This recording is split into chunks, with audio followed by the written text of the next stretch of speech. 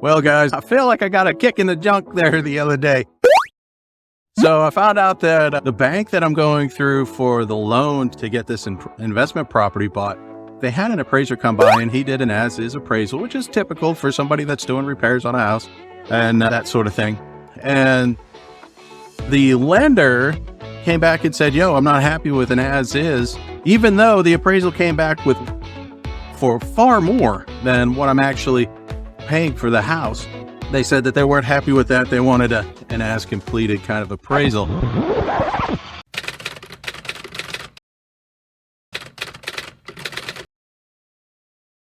So in order to be as-completed, it's got to basically, you got to be able to live in it. So I've got 2 floors that are in a mess, and really they need to be leveled and really done. To do it right, you got to level it first, and I just don't have the time for that. So what I'm going to do is, in order to get past this appraisal hurdle, is I'm going to rent some refrigerator and arrange, and I'm going to also buy a bunch of carpet and throw it down there on the floors so that we can call it finished. So a couple of the requirements: you basically have to be able to live in a house for them to do a finished appraisal.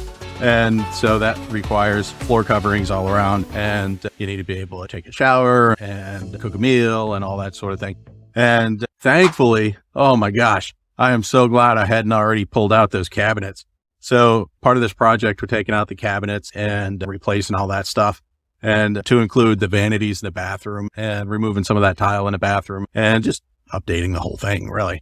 I'm so glad I didn't start doing that stuff, because that would have totally screwed me over. As it is, I'm jumping through my butt to get these floors squared away and get the house cleaned up enough so that the appraiser can come by and do his completed appraisal there. Anyway, that's where we're at right now. I'm running around like a chicken with my head cut off, trying to get everything cleaned up enough so that I can put carpet down and roll some appliances in here and then have that appraiser come by.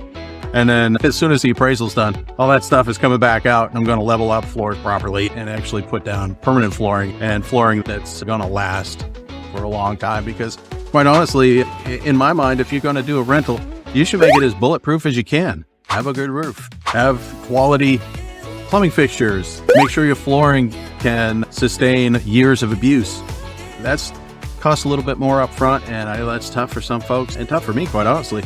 But I do know that in the long run, it'll pay dividends in lower maintenance costs and just appreciation over time.